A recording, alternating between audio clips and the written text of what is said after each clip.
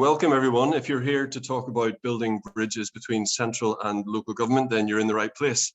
I'm Andrew Laird. I'm the Managing Director of Mutual Ventures. We're a consultancy that specialises in supporting public service reform, and we work with central government and local government. And one of our particular skills is creating what we call the bridge between central government and local government, which we're going to talk a little bit about today.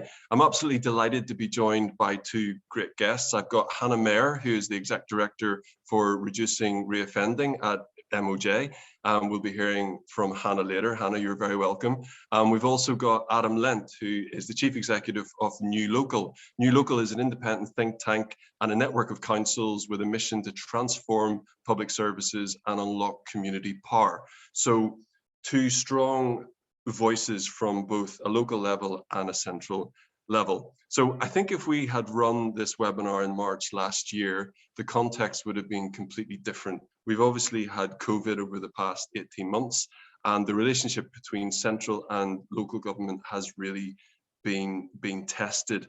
And I think it would be fair to say that it perhaps did not start very well. There were well publicized issues around testing, etc. But certainly in the conversations I have had more recently, there is a lot of appreciation now between central and local government and an increase in understanding. And I'm particularly talking about the public servants at a local and a central level.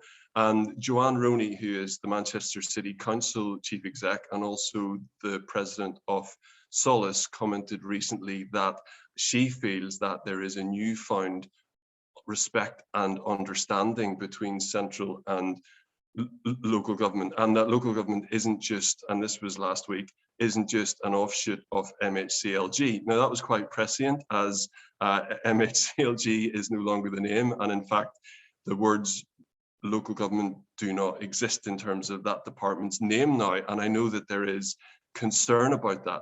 But what there certainly is within that department is a new ministerial team.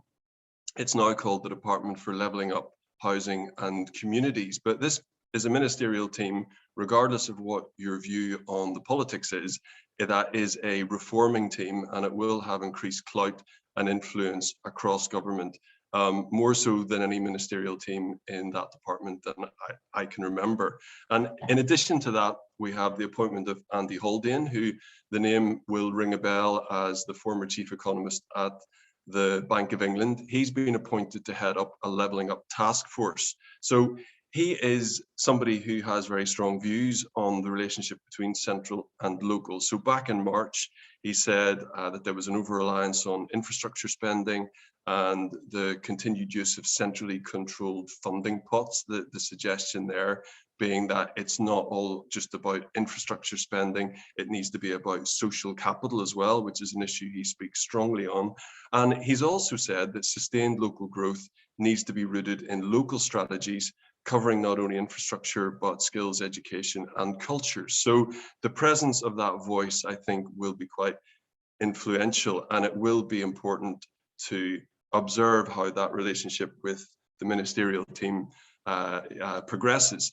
The other really important contextual point here is that for the first time in quite a few years, we will have a 3-year comprehensive spending review. So that is due to be announced in just over a month on the 27th of October, with a multi-year spending review settlement at central government will always come central government programs. So this is exactly the right time to be having this discussion about what the right way to design and deliver those programs is. So as I said at the start, the team at Mutual Ventures have quite an extensive experience of facilitating that relationship between central and local and acting as that bridge. And we've produced a report with some of our learnings, which we will make available to you and I will talk through shortly. So I will start by briefly summarizing that, and then we will hear from Hannah and we will hear from Adam. In terms of housekeeping, we will make time for questions at the end, and please use the Q&A function that should be available to you at the bottom of your Zoom screen to post any questions you have, and I will do my best to get to those. So with no further ado, I will share my screen.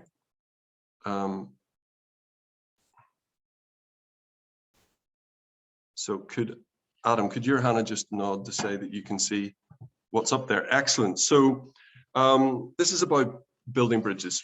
So the delivery of government programs rely on the skills, knowledge and cooperation of both Whitehall and local government. So these programs, they need effective facilitation, mediation, and in some ways translation between what central government is trying to achieve and what local government is responsible for. Because both central and local government operate under very different legal and financial frameworks. They operate with different decision-making processes, and the officers within have different expertise. The role of bridge builder, therefore, is a vital part of successful policy implementation for people in central government. So let's just consider some of the differences. There are a lot, and there are also similarities. So I just want to pull out a couple of examples. Now, we discuss each of these areas in a lot more detail within the report, but if we think of political, so there's politics and political pressure everywhere. There is accountability and chains of command at all levels, local and central. And local government might think that civil servants are entirely free from politics, and civil servants might think that elected members at a local level might not have as strong a view on things as ministers do, but in many cases they do. So politics plays an important part here, and it's something that everybody should be cognizant of. In terms of decision making, ministers tend to be very hands-on. It's a full-time role, but it's more mixed with regards to leaders and lead members in councils at a local level. Generally, it's not a full-time role.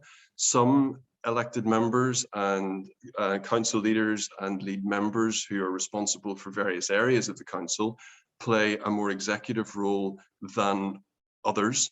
At central government, there's a fairly standard level of decision-making autonomy between ministers and senior civil servants, whereas at a local level, certainly the councils I've worked in, there is quite a mix and quite a variety in terms of how decisions are made and the empowerment that a chief executive and other senior officers enjoy, and the level of autonomy in terms of making decisions they have, and the involvement of elected members. And that does vary quite a bit, which I think is something that is important for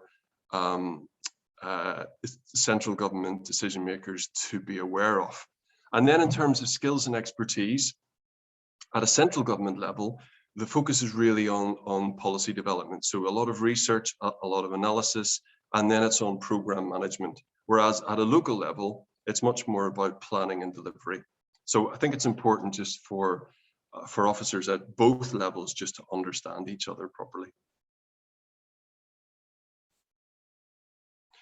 That's our bridge, and essentially the bridge runs from central government to local government, and central government clearly has responsibility to implement a manifesto. It has a wider range of responsibilities that don't change as much with the political cycle. But central government needs councils to be a partner in order to get their work done.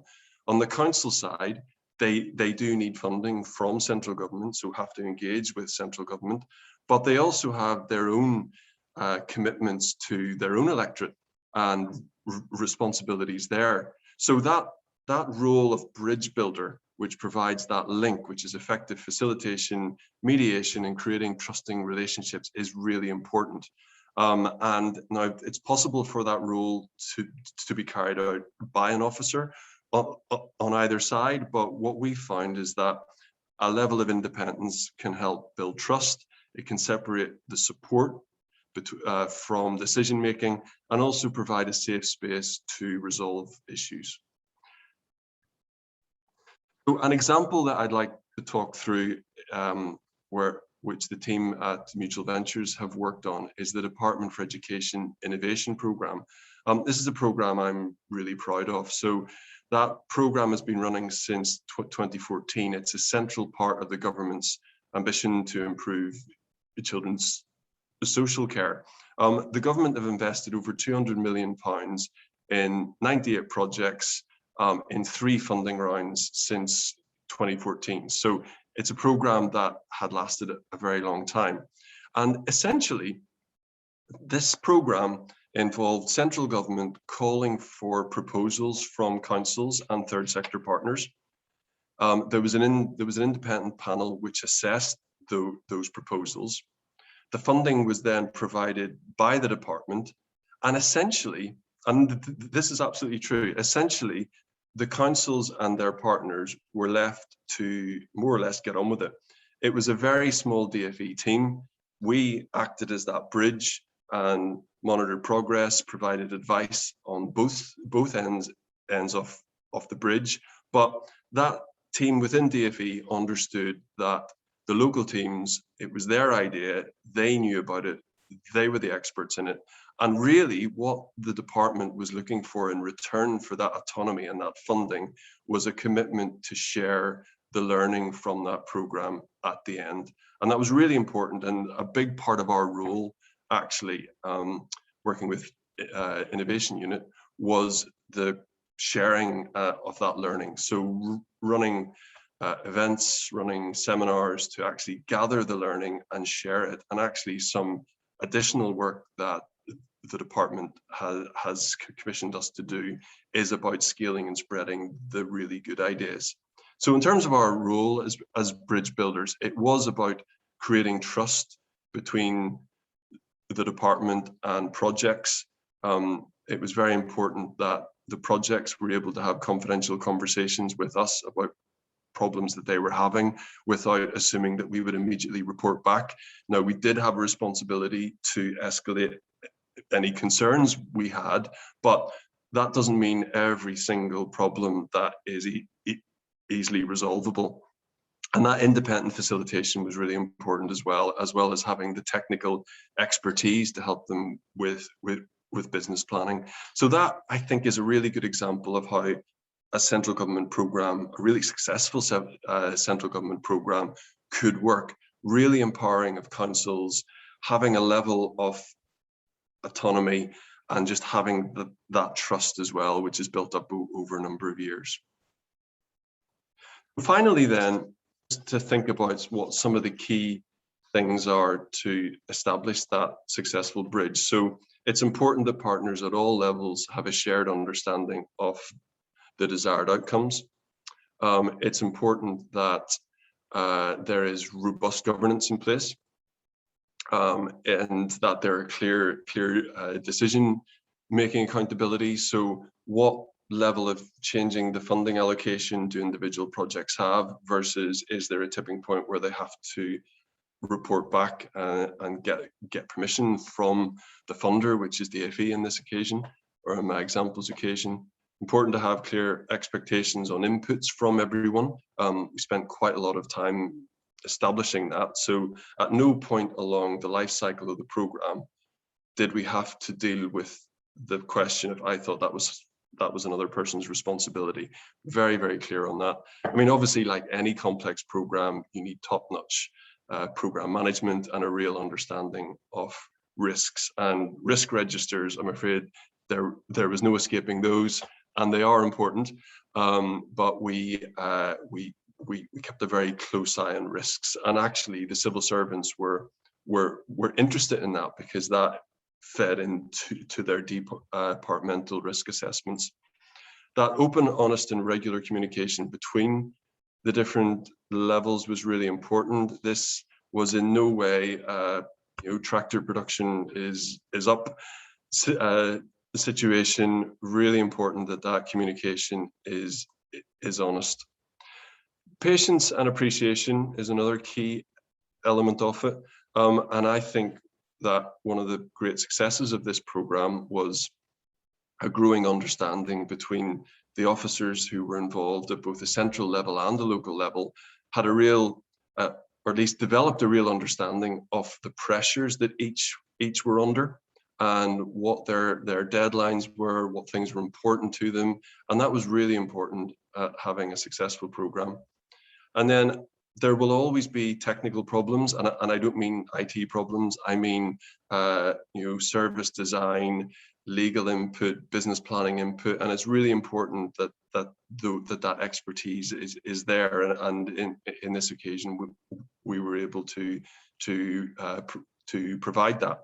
Then it's important that there is a process for learning and evaluation. So two different things. The shared learning element of it was through capturing the learning from the different projects, sharing that through webinars, through events, through reports, and then evaluation was done independently by a separate evaluation team, and the learning from that was also captured and reported back on.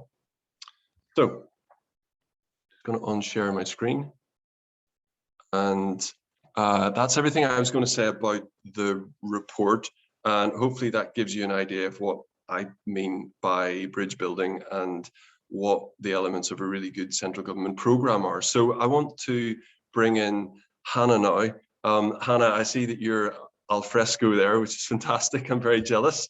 Thank you very much for joining us. Hannah, over to you. Thank you very much, Andrew. It's great to be here. I'm very much outside, so my apologies. I think there's a sound of a lawnmower. Basically, I won't even go into it, but it turns out the building I'm in has absolutely no Wi-Fi. So this is definitely the best way of making sure I have connectivity, which is really good. And great to follow that presentation, because actually lots of the themes were things I was going to touch on.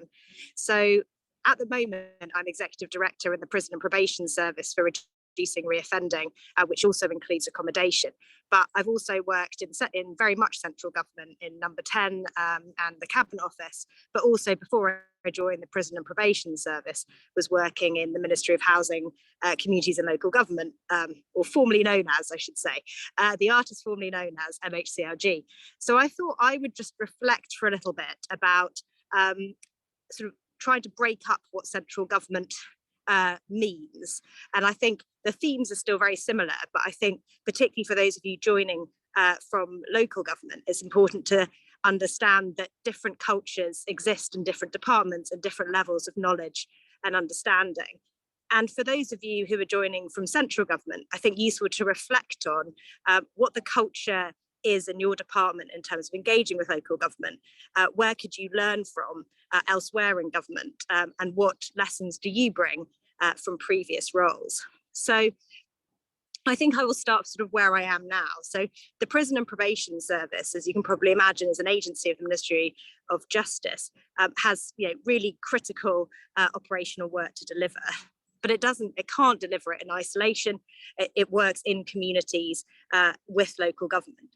But actually, I don't think colleagues from the Prison and Probation Service would mind me saying, there isn't really an inbuilt culture of collaboration.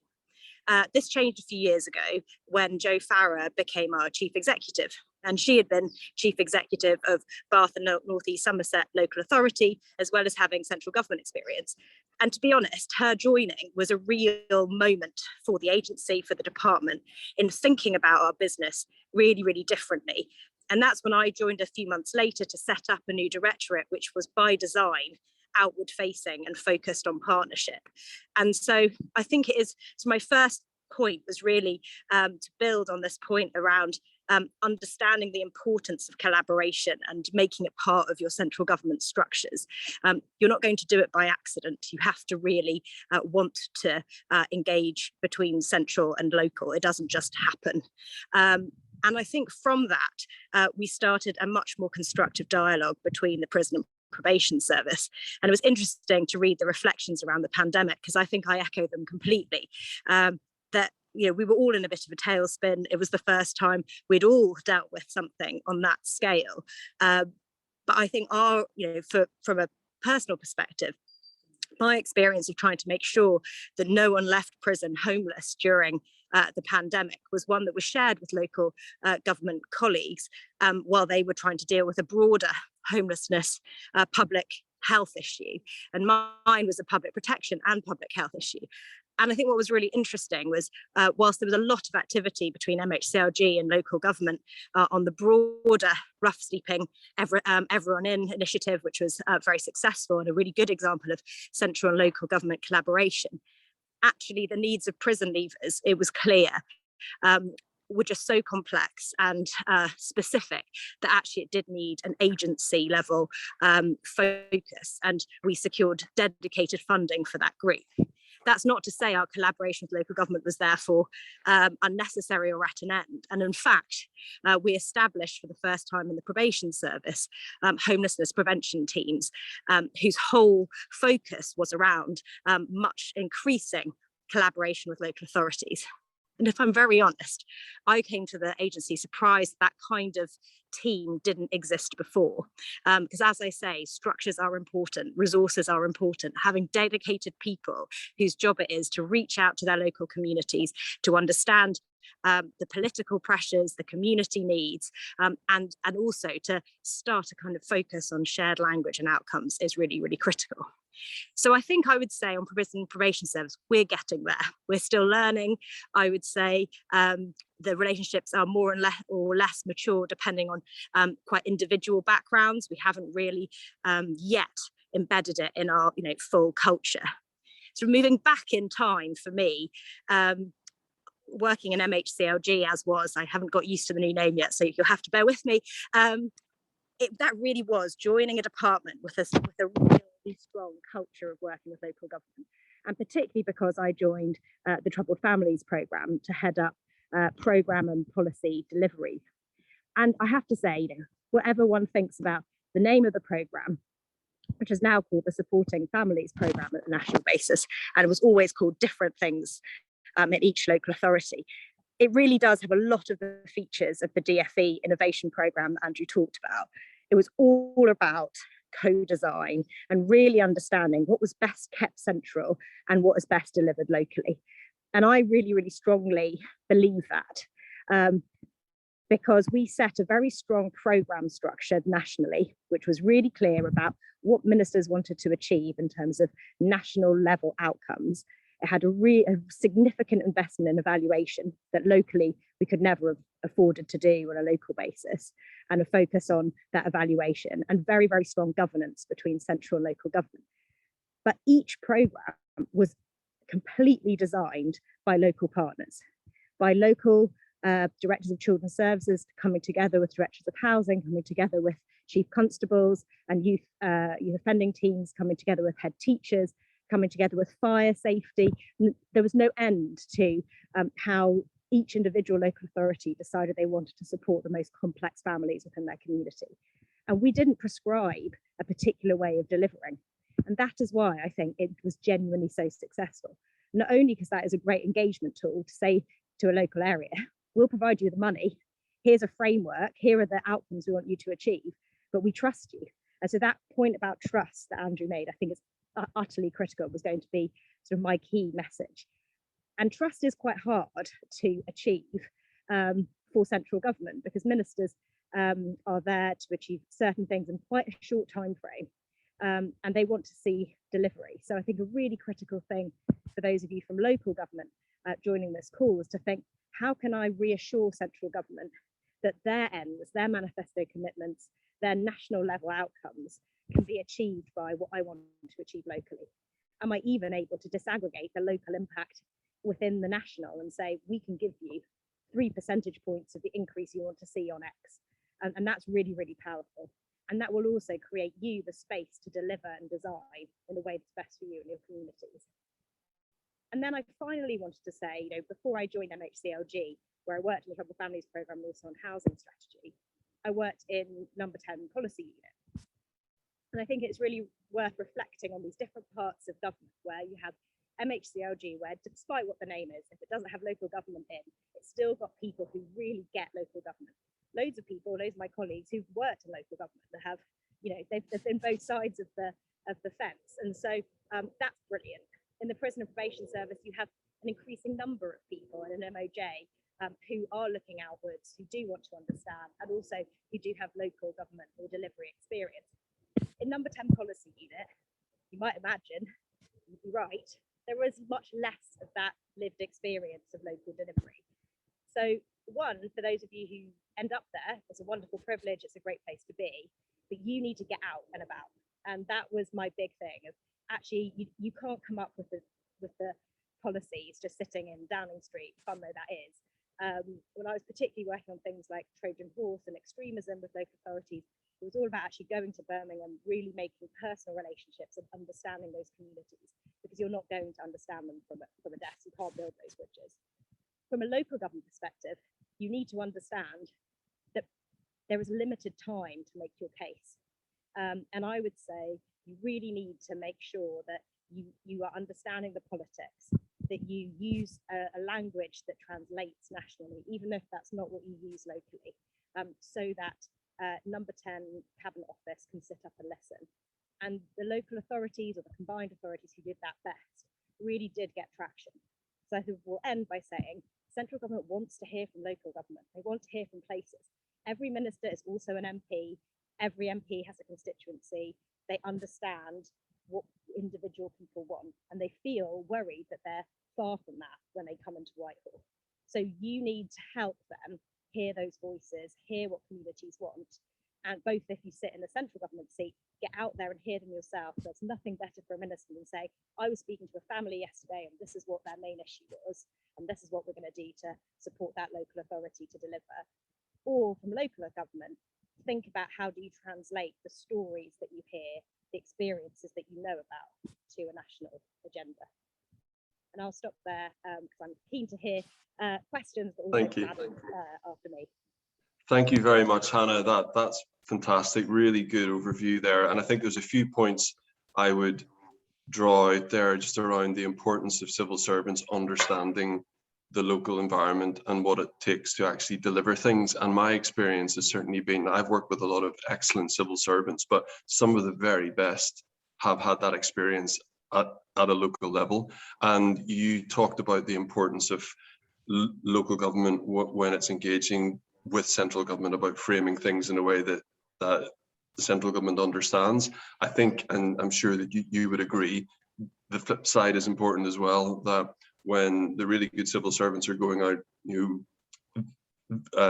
visiting projects, that they are spending time understanding the local context and framing it in that way as well. And that language builds trust. It's so important, and understanding builds trust as well. And then finally, I thought your point around the negotiation between local government and central government, both will have things that they're trying to achieve. Neither of them are going to get anything done if they're at loggerheads the whole time. So I think your thoughts around saying, look, we know you're trying to achieve this, we can help in these ways, but locally we're trying to do this, so can we put some of this into our program as well? So I think those pieces of advice were really good. Thank you very much. Before I bring Adam in, just a reminder to people to put questions into the Q&A. I can see that we've got a couple in there already, but do not forget to do that. Adam, over to you.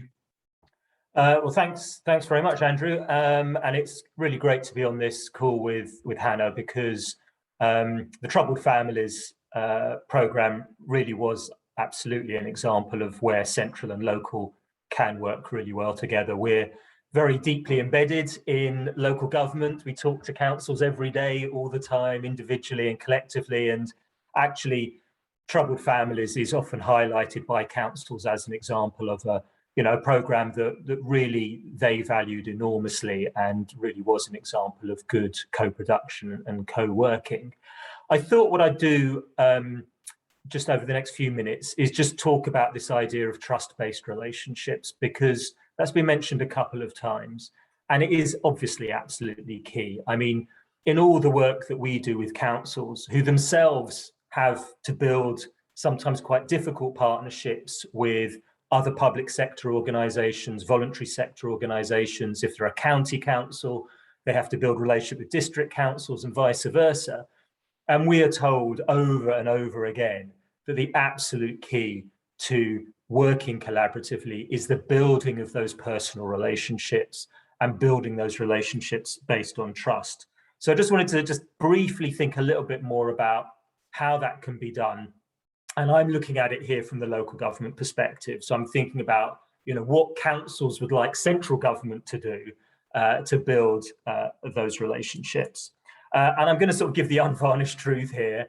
I'm not going to sugarcoat it, because the context is difficult. I'm not going to deny that. And you may not always hear that.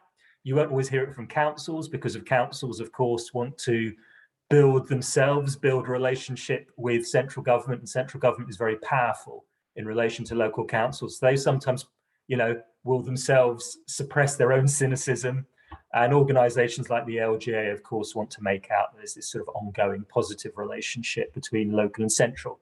But it has been a very difficult decade. I'm not going to deny that. I mean, obviously, we have had 10 years of very deep cuts in local government imposed by central government, which now amount to about 30% reduction in local government revenues. That is huge. And the context of that, the result of that is, of course, waves of redundancies, much smaller teams, but in a context of constantly increasing demand on things like children's services, on adult social care, on really every service you can mention, there is rising demand. Even things like just litter, for example, constant demand, highways. So it's been a very, very tough decade for local government. And that's something that, you obviously have to take into account. I mean, in addition to that, you've got to keep in mind that there's been a lot of promises from central government about the devolution of power and resource, and that has been a very partial stop-start type process, which really hasn't delivered on the promises that were made 10 years or so ago.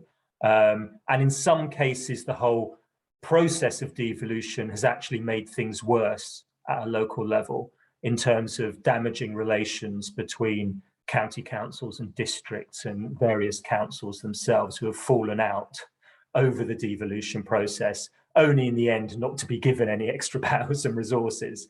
So that has also damaged the relationship. And then, of course, along came COVID, and everyone remembers that the relationship between centre and local during the lockdowns, particularly the first lockdown in 2020, was not good. The coordination and collaboration was exceptionally poor, and local government felt cut out of most decisions, unconsulted, really basic things like a lack of willingness to share really important public health data that local councils needed to do their jobs, created a very, very bad feeling, and of course ultimately blew up in that conflict, you might remember, between Number 10 and Andy Burnham, which sort of became the flashpoint really for a much wider sense of dissatisfaction. And then, of course, we've had the name change for MHCLG. It may seem like a small thing, and hopefully it is a small thing, but it just adds to the sense of local government being a bit sidelined, not being that important, central government not really caring, dropping the words local government from MHCLG. So if you're trying to build a relationship with local government, I think you've got to be aware of that tough context. There is cynicism and skepticism out there, but nevertheless, it is possible to build a trust-based relationship, as Hannah has explained and as Andrew has explained, through approaching the way of working in a way to build trust and build those personal relationships. And I think there's three things I would keep in mind when you're doing that. And the three things I'm going to say now are ideals. Okay, I know it's not always possible to do all of this. You have your own pressures in central government, but these are things that maybe you could work towards when you're approaching councils or trying to work with councils in a genuinely collaborative way.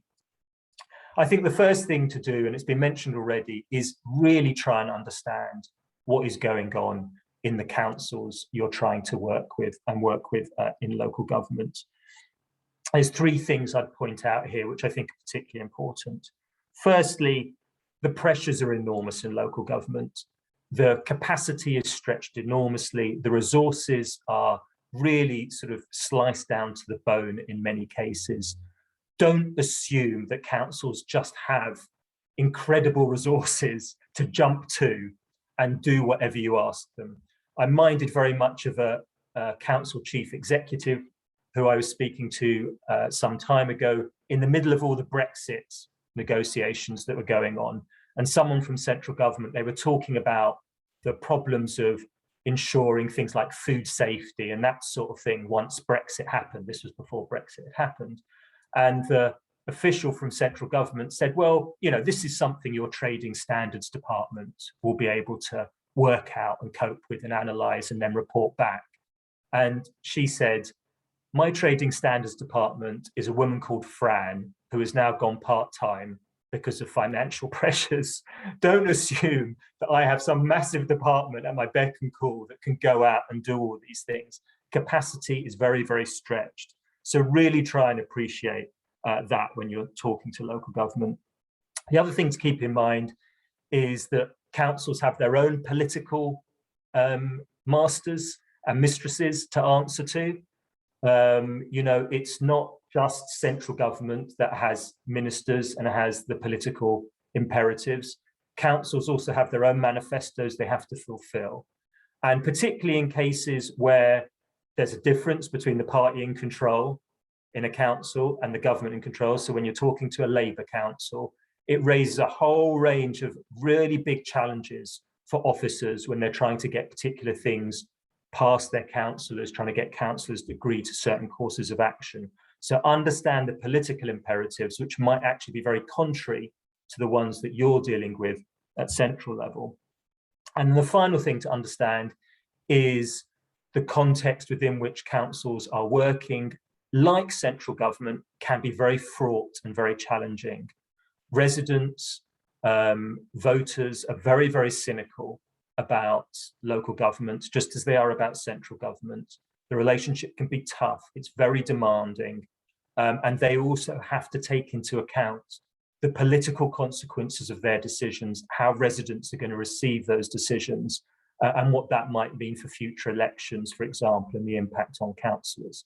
So it's a very complex picture in local councils at the moment, and that, you know, you need to approach that with a sense of understanding. The second principle is, and again, Hannah, I think, said this very eloquently, but I would reiterate it, is the importance of co-production. Work with councils to work out what a programme should look like, how it can be delivered, the best way to deliver it, rather than sort of commanding from above, this is the way we want this delivered. That is just either going to get a negative reaction or is not going to take account of the realities of a council situation and context. And so it's actually going to weaken any programme you're trying to put in place through local government. And also be wary of demanding things. One of the things that we often hear from councils is there are enormous demands made on their time by central government for the production of data and for reporting. And they're not always at all clear why they have to report on certain things, why certain data has to be funneled up to central government.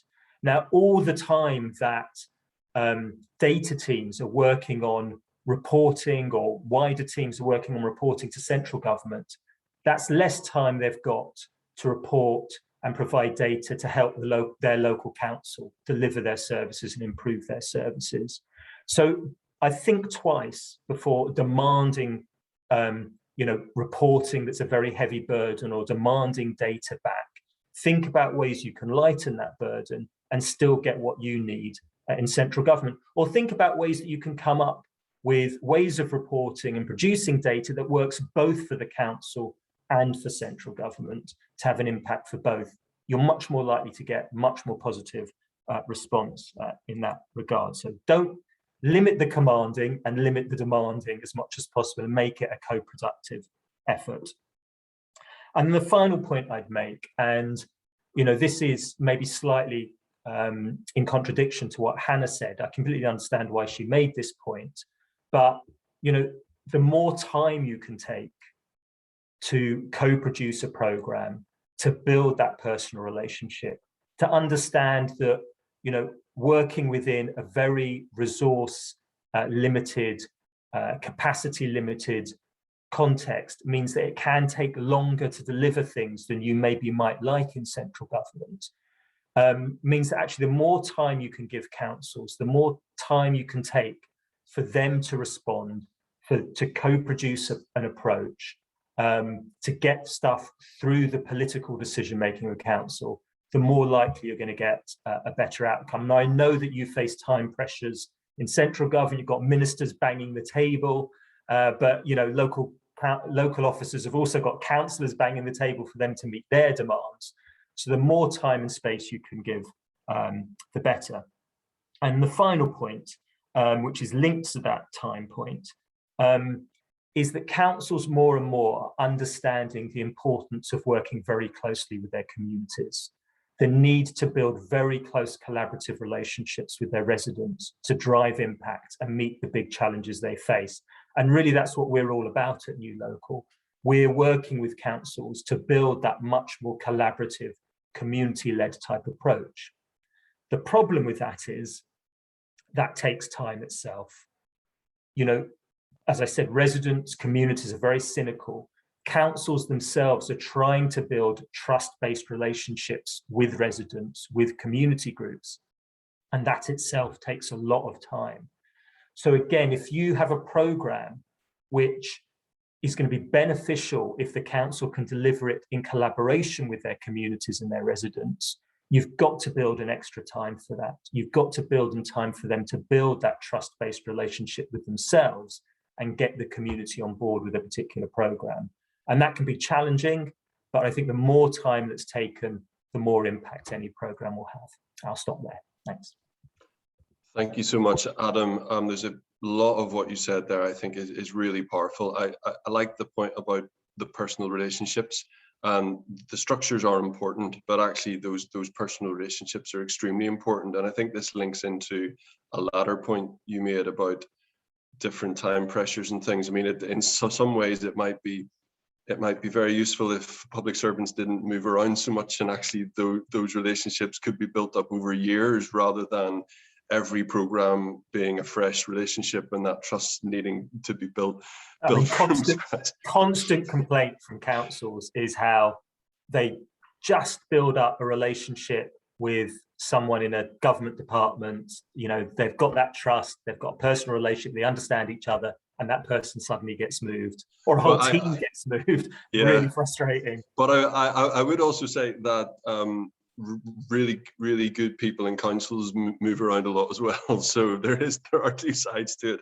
The second point is just about keeping reporting slimline when you're designing programs. I mean, the amount of time I've seen absorbed by senior people and the bridge builders in producing reports when they should be spending time solving problems and really pushing programs on. I think the best programs I've been involved in have had a very slimline reporting structure which focuses on the important things rather than everything.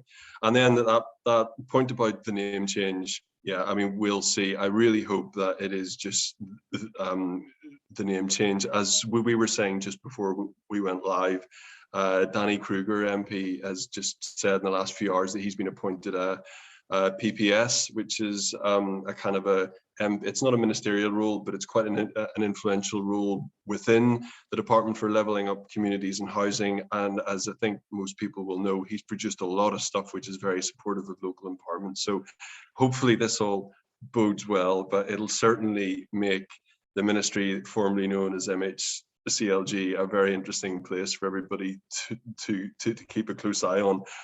Right, I'm going to kick off with some questions now. So really obvious one for me is, and we've talked about the Troubled Families Programme, Hannah, so maybe there are some other examples, but where have you seen the link between central and local work really well? My apologies, I seem to have very little battery power, so if I drop off, I will come back.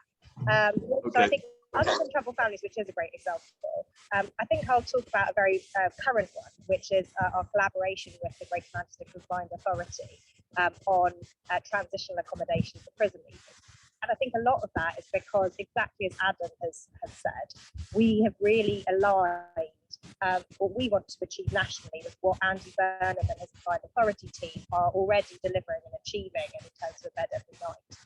And we've tried to really take the politics out, if that sounds naive and it's really hard to do, but a kind of mutual recognition that the outcomes we want to achieve centrally and across the Greater Manchester region are the same ones, and that therefore we can collaborate, and we will not dictate a certain delivery model. Instead, we are very happy to make sure that the combined authority are actually leading with the Greater Manchester Probation Service in actually designing something that works both for their citizens, but also for the delivery structures they've already got in place. So not being too precious in central government about how it's done, but focusing on those outcomes.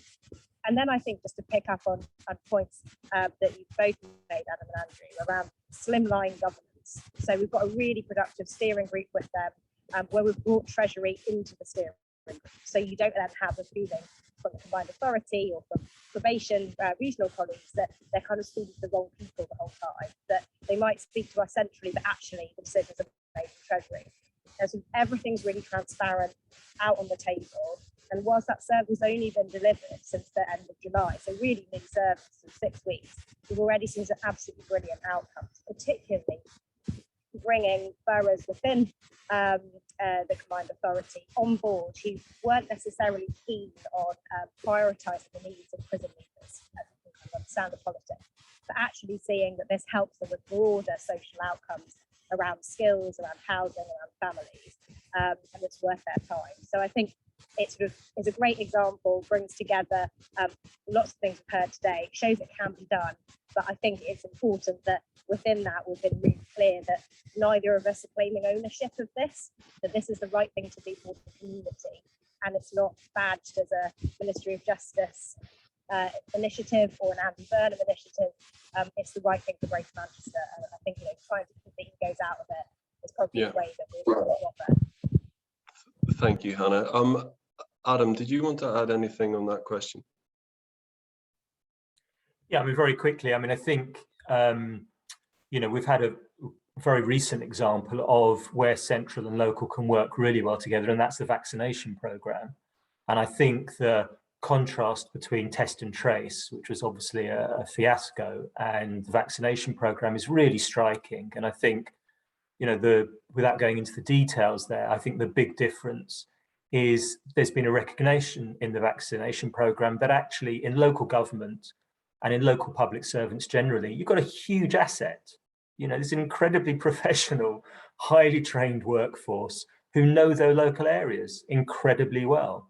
So it absolutely makes sense to use them. And that was something that really didn't happen with test and trace. Clearly, there was a belief that centre knew best, and that actually the private sector knew better than the public sector.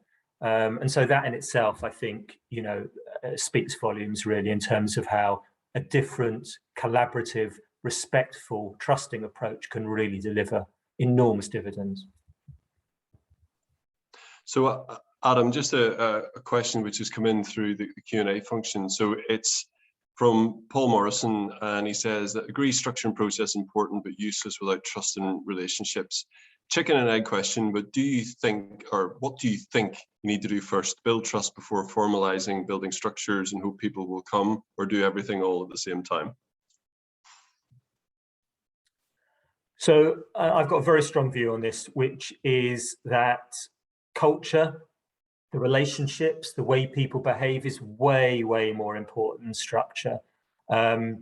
Central government and local government really sort of have an obsession with new structures and restructuring stuff. And, quite frankly, if you set up a structure and you've still got people in that structure who have a non-collaborative mindset, very institutionally self-interested, are egotistical, it doesn't matter what the structure is, it's going to fail. So absolutely, the relationships come first, building that trust, getting the culture right, and then allowing the structure, if there needs to be structure, allowing the structure to follow organically from that. And really, I mean, if you look at any of the academic research, I mean, if people are interested, I'd advise them to look at the work of Cameron and Quinn, who are American academics who've studied organizational culture.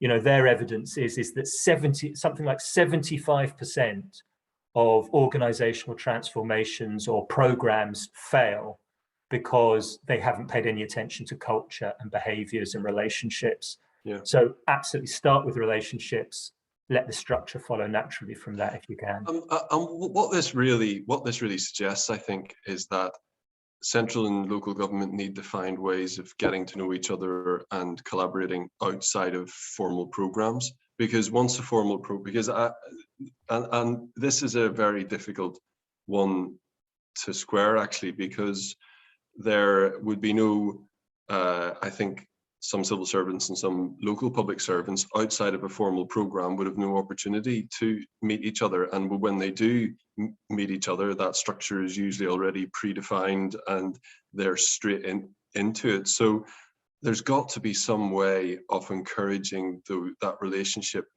building to happen over years outside of a formal program environment.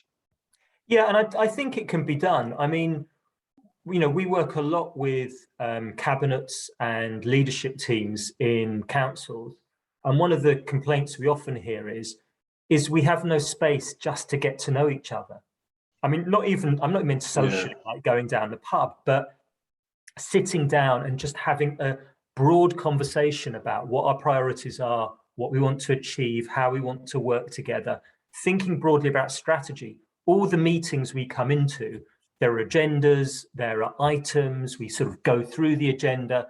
There's no time to just get a sense of each other, what we're trying to achieve, and no chance to really get to know each other. So even that chance for some sort of social interaction can be, you know, incredibly powerful in terms of building that trusting relationship. Yeah. No, I completely agree. Hannah, I was just going to come to you just to ask the flip of the first question I asked you, which is about, do you have any examples of programs that have worked really badly between central and local, and what sort of lessons you learned from them? So I think I would choose an example from the Troubled Families programme, because I think we've said some really positive things about it. So it's worth reflecting that, you know, it wasn't all rosy. And I think probably where an aspect that didn't work well was at one point we were making some new decisions around financial allocation.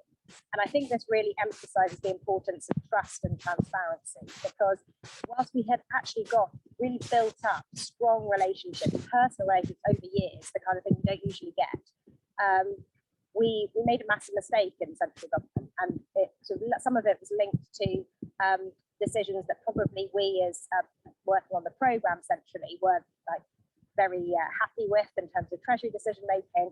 And I think we found it difficult to communicate that to local government. So instead we came up with quite a difficult, complex, and it has to be said, not very transparent algorithm to allocate a certain pot of money across local authorities. And I think it sort of made sense to us centrally, because we thought, well, we've got a limited money. It's better that they get something than nothing. And also we're using these centrally established data sets around levels of deprivation, etc. And you know, surely they'll get it and it will be fine.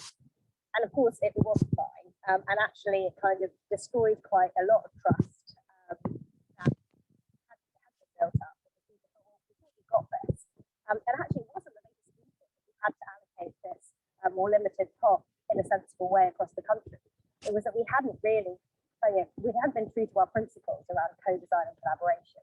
And thinking back on it, we had gone to them and said that unfortunately we've got 20% less than we thought. We can't allocate it in the same way. We're actually hard for you guys to deliver. We need to find a way to do this based on need, and done that as a conversation. We would probably have come up with quite a similar solution, but it would have been one that felt right for both parties. So I think the big lesson there, and we really did learn from it and didn't make the same mistakes again, was actually, even if the message is difficult, communicate the message. Because the worst thing you can do is say, oh, this is all very hard, let's just squirrel away and try and find a kind of tricksy kind of solution that maybe will be fine. It won't be fine. Those relationships will suffer, and those relationships are the part of it. So I'll stop there. Thank you, Hannah.